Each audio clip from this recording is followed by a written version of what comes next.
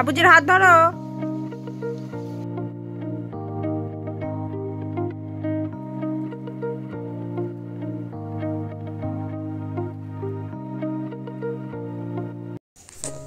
আসসালামু আলাইকুম। কেমন আছেন সবাই?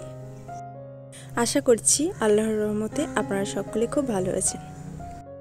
আলহামদুলিল্লাহ, আমি এবং আমার পরিবারের সকলে কিন্তু বেশ ভালো আছি। সকালের বেশ কিছুটা বাসি কাজ সেরে বসিয়ে দিয়েছি চাটা। তো এরপর রান্নাঘরটা ভালো করে ক্লিন করে নেব। আর রাত্রে থালা বাসন যেহেতু মাজি না, তাই সকালের দিকে থালা বাসনগুলো মাজতে হবে।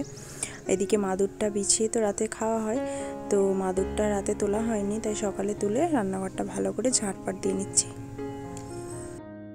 আজ হচ্ছে শুক্রবার, আর সকাল থেকে আপনাদের সকলকে সাথে নিয়ে আবারও চলে এলাম আমি নতুন একটা ভিডিও নিয়ে। আপনাদের সকলকে শাকিল আর লাইফস্টাইল ব্লগে অনেক অনেক স্বাগত জানিয়ে আজকের ভিডিওটি শুরু করলাম। আশা করছি আপনাদের একটু হলেও ভিডিওটি ভালো লাগবে। আর যারা এই প্রথম আমার ভিডিওটি দেখছেন তাদের সকলকে আমার ভিডিওটি সম্পূর্ণ দেখার জন্য অনুরোধ রইল, প্লিজ আপনারা আমার ভিডিওটি স্কিপ করে দেখবেন না।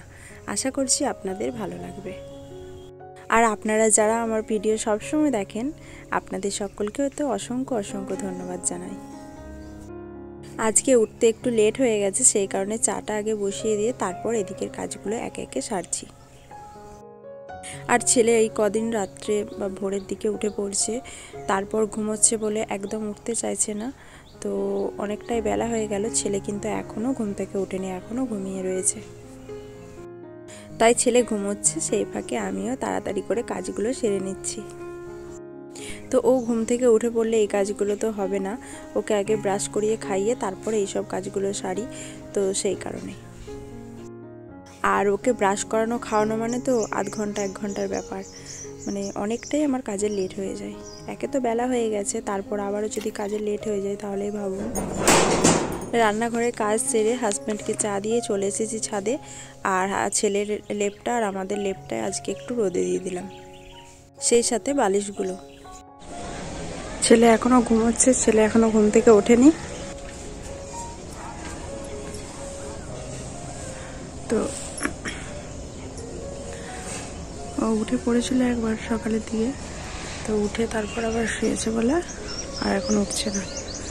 তো দেখবেন একটু সকালের দিকে উঠে যদি শোয়া হয় তাহলে কিন্তু ঘুমটা বেশ ভালোই ধরে যায় আর উঠতে ইচ্ছা করে না। তো সেরকমই, ওর জন্য এখনও ওঠেনি। তো হিস করে দিয়েছিল, ওটা জামা প্যান্টটা চেঞ্জ করতে গিয়ে একবার উঠে পড়েছিল, তারপর ঘুরে যে শুয়েছে, এখনও ওঠেনি, ঘুমোচ্ছে। তো সেই ফাঁকে আমি এগুলো মেলে দিলাম। ও উঠলে বিছান তুলবো, ঘরটা ঝাড় দেবো, রুমটা ভালো করে পরিষ্কার করব। ঘরটা মোছার আছে, আজকে শুক্রবার যেহেতু। তো হাজব্যান্ডের পাঞ্জাবিগুলো একটু রোদে দেবো, তো অনেক কাজই রয়েছে আজকে। সকাল করে আজকে গোসলটাও করে নেবো। তো তারপর চলে এসেছিলাম নিচে, আর নিচে এসে ছেলেকে তুলছিলাম, তারপরও ছেলে ওঠেনি। তো তাই ভাবলাম যে আনাজটা সেরে নিই। তো আজকে দুপুরে রান্না করব আলু দিয়ে, ফুলকপি দিয়ে, টমেটো দিয়ে মাছের ঝোল। আর রাত্রে করবো একটু ঘুগনি। তো মটর ভিজিয়ে রেখেছি, তো আলু কুচিয়ে নিয়েছি আজও। তো ঘুগনি করব আর করব একটু লুচি। আজকে লুচি আর ঘুগনি হবে রাত্রে, স্পেশাল আইটেম। আর দুপুরে হবে মাছের ঝোল। তো চলুন তাড়াতাড়ি করে আনাজটা করে নিই। তো এখানে নিয়ে চলে এসেছি ফুলকপি, আমাদের রয়েছে বাঁধাকপি, আর আজকে ফুলকপিটাই হবে।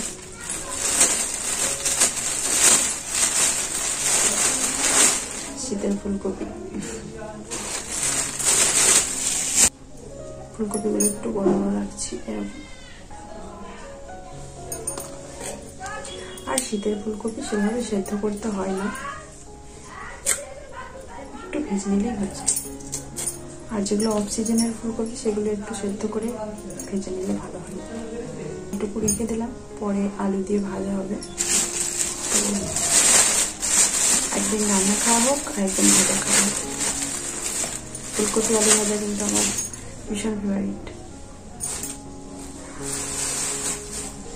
আর কি করবো, তো শিম রয়েছে, শিম আলু আর ভাজবো না, যেহেতু আলুর তরকারি হচ্ছে সেহেতু আর আলু ভাজবো না।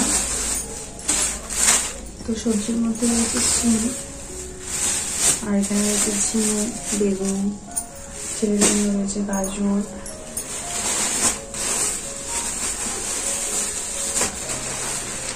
আর ছেলেকে যে আলাদাভাবে তরকারি করে দিচ্ছি ছেলে কিন্তু খেতে ভালোবাসছে না, জানেন। মানে একসঙ্গে আমরা যে তরকারিটা রান্না করি সেটা খেতে ভালোবাসছে। তো ওকে যে মাছের সাদা তরকারি করে দিচ্ছিলাম, দেখছি পছন্দ করছে না, খেতে চাইছে না। ছেলে মুখে স্বাদ বুঝে গেছে, একটু ঝাল ঝাল খেতে চাইছে, সেই কারণে অল্প করে মশলা দিয়ে একসঙ্গে তরকারি রান্না করছি, আর আলাদা করে কিছু করছি না। তাই কি করবো, শিম ভেজে নিচ্ছি শুধু। হাজবেন্ড আবার শিম পছন্দ করে না, তো এত শিম এনেছে। আর শিম দেখবেন মানে ফ্রিজে যদি বেশি দিন রাখা হয় তাহলে কিন্তু তাড়াতাড়ি নষ্ট হয়ে যায়, মানে শিম বেশি দিন রাখা যায় না। দেখুন কেমন কালো কালো মতো হয়ে গেছে শিমের গাগুলো, বেশি দিন আনিনি, তাও এইভাবে প্রেসারে করে রেখেছি। সেই জন্য আমি বলছিলাম যে তুমি এত শিম এনেছো কেন, বলছে তুমি খেতে ভালোবাসো সেই কারণে তোমার জন্য নিয়ে এলাম। বলছি তার জন্য এত নষ্ট হবে তো জিনিসগুলো, বলো। মোটামুটি 2-4 দিনের বাজার আনলেই যথেষ্ট, বেশি দিনের হয়ে গেলে হাতের সামনে বাজার, বেশি দিন আনার কি দরকার আছে বলুন। এনে নষ্ট করবো কেন, ভালো আনবো ভালো খাবো, অল্প দিনের জন্য আনবো, শেষ হয়ে গেলে আবার নিয়ে আসবো, অল্প করে নিয়ে আসবো। একবারে এনে নষ্ট করার তো কোনো মানে হয় না, তাই না। এই যে এতগুলো জিনিস এভাবে এনে রাখা হলো, জিনিসগুলো তো মানে কেমন হয়ে যাচ্ছে। তো এভাবে একবারে এনে নষ্ট করার থেকে আমার মনে হয় যে অল্প করে নিয়ে আসবো আর ভালো জিনিসটা খাবো, টাটকাটা খাবো। তো 2-4 দিন ঠিক আছে, বেশি দিন হয়ে গেলেই তো কেমন হয়ে যাচ্ছে, তাই না। সেটা তো অল্প করে ভাজবো, যেহেতু পছন্দ করে না সেজন্যই অল্প করে নিলাম। হয়ে গেল সবজি সমস্ত কিছু কুচিয়ে নিয়েছি। তো এরপর পেঁয়াজটা কুচিয়ে নেবো, ব্যাস তাহলে অনেক শেষ। ছেলে এখনো পর্যন্ত ওঠেনি, দেখুন। ফুলকপি ডাঁটাগুলো একটু ভালো করে কেটে দিচ্ছি, খেতে সুবিধা হবে গরু আমাদের। আগে সবজির খোসাগুলো তুলে নিই, তারপর পেঁয়াজটা কুচাবো।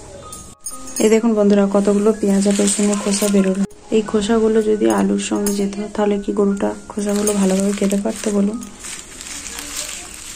সেই কারণে এভাবে আলাদা করে এটা যাবে ক্যাজরার বালতিতে, আর ওটা যাবে আসামের বালতিতে।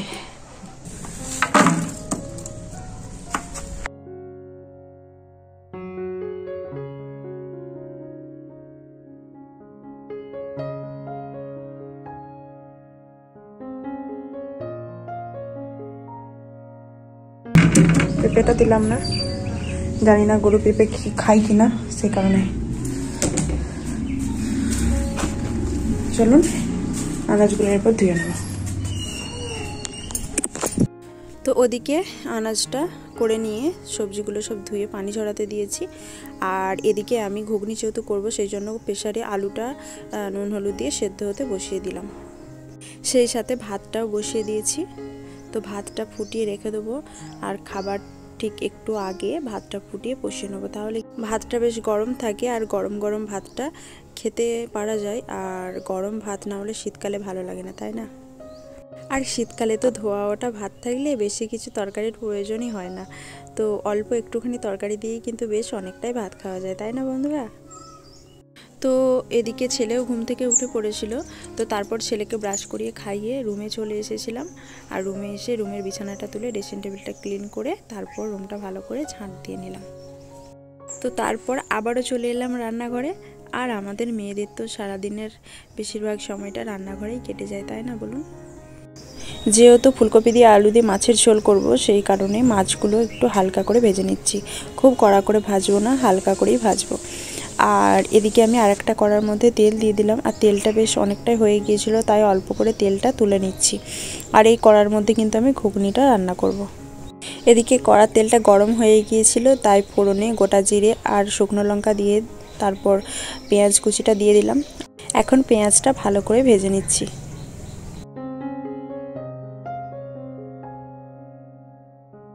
আর এদিকে দেখুন মাছগুলো ভালো করে ভাজা হয়ে গেছে, তাই এক এক করে মাছগুলো তুলে নিচ্ছি।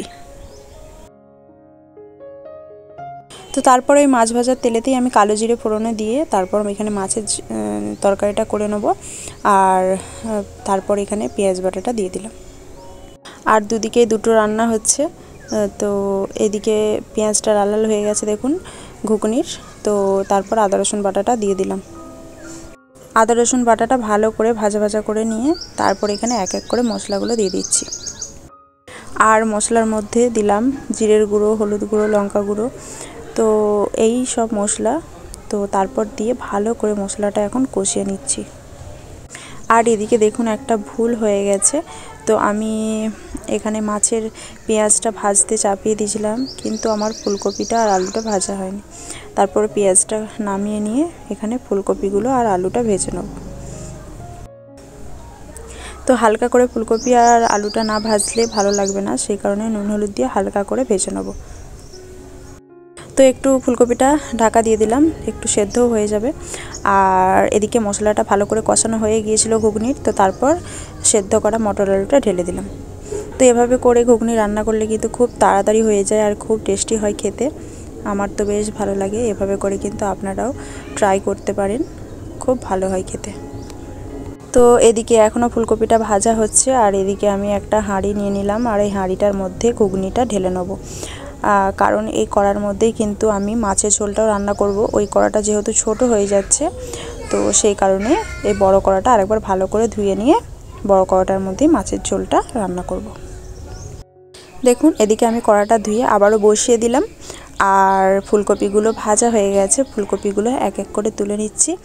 আর যতক্ষণে এদিকে মশলাটা কষানো হবে ততক্ষণে হাই ফ্লেমে আমি আলুগুলো ভেজে নেবো হালকা করে। তো হালকা করে একটু লাল লাল করে ভেজে নেবো হাই ফ্লেমে। তো যতক্ষণ মশলাটা কষানো হবে, তো তারপর মশলাটা কষিয়ে আলুগুলো দিয়ে একটু ভালো করে সেদ্ধ করে নিতে হবে আর কি। একটু টাইম থাকলে হাতে আলুগুলো বেশ ঢাকা চাপা দিয়ে একটু সেদ্ধ করে করে ভাজাটা হয়ে যেত, তাহলে আর অতটা সেদ্ধ করতে হতো না রান্নার সময়, যেহেতু তাড়াতাড়ির মধ্যে এরকম হয়ে গেল। তো সেই কারণে হাই ফ্লেমে একটু লাল লাল করে ভেজে নেব। এদিকে দেখুন পেঁয়াজটাও কিন্তু এখানে ভাজা ভাজা হয়ে গেছে মাছের তরকারি। তারপর এক এক করে ওই একই মশলা দিয়ে দিলাম, জিরে গুঁড়ো, হলুদ গুঁড়ো, লঙ্কার গুঁড়ো দিয়ে ভালো করে এখানে মশলাটা কষিয়ে নিচ্ছি। তারপর এখানে আলুটা ভাজা হয়ে যাওয়ার পর আলুটাও আমি এখানে তুলে নিয়েছি। তারপর ওই কড়ার মধ্যে আমি শিমগুলো ভেজে নিচ্ছি, আর শিমটাতে নুন হলুদ দিয়ে একটু ভেজে নিচ্ছি। আর এখানে মশলাটা কষানো হয়ে গেছে, একটা টমেটো কেটে দিয়ে দিলাম। তো তারপর টমেটোটা ভালোভাবে গলে যাওয়ার পর আমি এখানে ফুলকপি আর আলুগুলো দিয়ে দিচ্ছি, আর ফুলকপি আলুটা ভালো করে আমি এখানে কষিয়ে নেব। আর আজকের ভিডিওতে কিন্তু আপনারা দুটো রেসিপি দেখে নিতে পারলেন, আর ফুলকপি দিয়ে, আলু দিয়ে, টমেটো দিয়ে, মটরশুঁটি দিয়ে মাছের ঝোল আর ঘুগনি। তো দুটো রেসিপি আজকে শেয়ার করলাম আপনাদের সঙ্গে। আপনারা কিন্তু অবশ্যই কমেন্টে জানাবেন যে আপনাদের রেসিপিগুলো কীরকম লাগলো। তো তারপর মটরশুঁটিটাও দিয়ে দিলাম, দেওয়ার পর ভালো করে কষিয়ে নিয়ে আমি এখানে পরিমাণ মতো পানিটা দিয়ে দিলাম। তারপর লবণটা দেখে নিলাম ঠিক আছে নাকি, পরিমাণ মতো লবণটা দিয়ে আমি ওদেরকে সেদ্ধ হতে বসিয়ে দিলাম আলুগুলো। যেহেতু ভাজার সময় আলুগুলো সেদ্ধ করতে পারিনি, সেই কারণে একটু ফ্লেমটা লো করে আমি ওখানে ঢাকা চাপা দিয়ে চলে এসেছি আবারও রুমে। তো তখন রুমটা যেহেতু মোছার টাইম হয়নি, তো রান্নাবান্নায় চলে গিয়েছিলাম। তো তারপর এখানে আমি যতক্ষণে আলুটা সেদ্ধ হচ্ছে ততক্ষণে আমি রুমটা ভালো করে মুছে নিচ্ছি। আর এভাবেই কিন্তু বুদ্ধি করে কাজ করার চেষ্টা করি, যাতে আমাকে একটা কাজ সারতে সারতে আমি আরেকটা কাজ সেরে নিতে পারি। তাহলে কি হয়, দুটো কাজ একসঙ্গে হয়ে গেলে কিন্তু আমার টাইমটা বেকার নষ্ট হবে না। তো টাইমের মধ্যে আমি কাজটা কমপ্লিট করতে পারবো। আর আজ যেহেতু শুক্রবার বললাম তো প্রথমেই, তো সেহেতু জুমা পড়তে যাবে হাজব্যান্ড আর ছেলেও এখন জুমা পড়তে যায় ওর আব্বুর সঙ্গে। তো আজকে আপনাদের সঙ্গে শেয়ার করব সেটা। তো সেই কারণেই তাড়াতাড়ি করে কাজগুলো সেরে নেওয়ার চেষ্টা করছি। আবার ছেলেকে সকাল করে একটু গোসল করিয়ে দিতে হবে। তো সেই কারণে। তো ওদিকে রান্নাটা হয়ে গেলে তারপর আবার রান্নাঘরটা ক্লিন করা রয়েছে, তারপর কিছু জামা কাপড় ভেজানো আছে সেগুলো কাচার রয়েছে, তো অনেক কিছুই কাজ রয়েছে। তারপর এখানে কিছু জামা কাপড় ছিল সেগুলো ভাঁজ করার রয়েছে, এখন আর ভাঁজ করার টাইম নাই, তো জামা কাপড়গুলো পরে সন্ধ্যের দিকে ভাঁজ করে নেব। আর এখন এখানে দেখুন বিছানার চাদরটা আমি এখানে বিছিয়ে নিচ্ছি। আর শুক্রবার দিন চেষ্টা করি বিছানার চাদরটা চেঞ্জ করে দেওয়ার, ঘরটা মোছার। তো অন্য দিন মুছি বা নাই মুছি, শুক্রবার দিন কিন্তু আমি ঘরটা মোছার চেষ্টা করি। তো চলুন বিছানার চাদরটা বিছিয়ে নিই।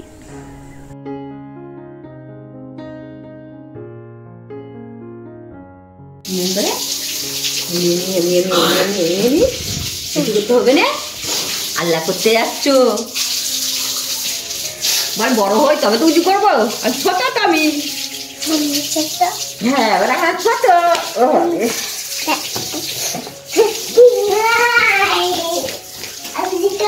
আবুজি উজু করছে, ওই তো। কোথায় যাচ্ছ তুমি আম্মু? আল্লাহ পড়তে? বাবালে,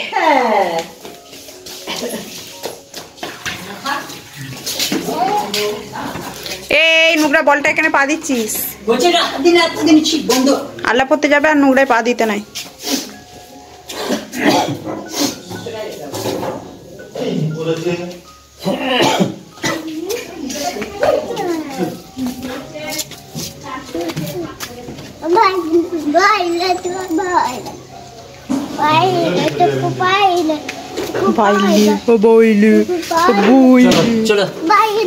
আল্লাহ হাফেজ।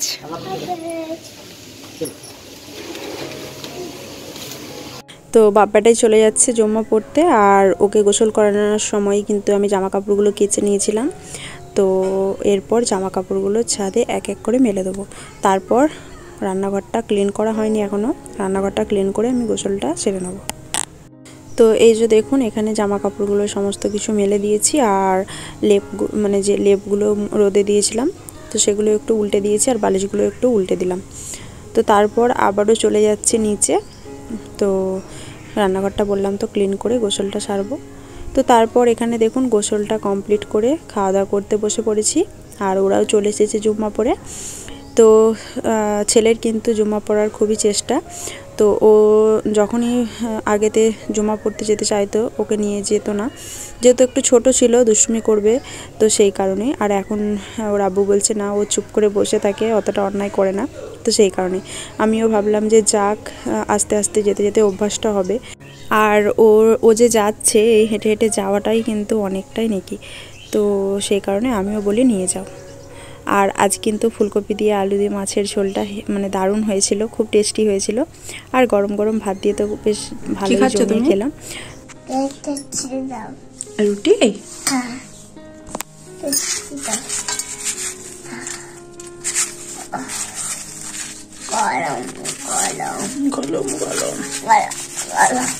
তো তারপর একেবারে চলে এলাম ডিনারে। আর আজকে বলেছিলাম যে রাত্রে লুচি করব, ঘুগনিটা তো দুপুরেই করে নিয়েছিলাম। তো হাজব্যান্ড বললো লুচি করতে হবে না, পাতলা পাতলা করে একটু পরোটার মতো করে নিও। তো অল্প করে তেল দিয়ে পরোটার মতো করে নিয়েছি। তো এখানে ছেলেকে খেতে দিয়ে দিয়েছি, তারপর আমরাও বসে পড়বো খেতে। তো আজকের ভিডিওটা এই পর্যন্তই। আপনাদের কীরকম লাগলো ভিডিওটি অবশ্যই কমেন্টে জানাবেন। আর ভিডিওটি যদি ভালো লেগে থাকে তাহলে আমার চ্যানেলটা সাবস্ক্রাইব করে পাশে থাকা বেল আইকনটা অবশ্যই প্রেস করে দেবেন। আর ভিডিওটি খুব যদি ভালো লেগে থাকে তাহলে একটা লাইক দিয়ে দেবেন। তো আজকের ভিডিওটি এইটুকুই। আপনারা সকলে ভালো থাকবেন, সুস্থ থাকবেন, সাবধানে থাকবেন। সবাইকে আল্লাহ হাফেজ।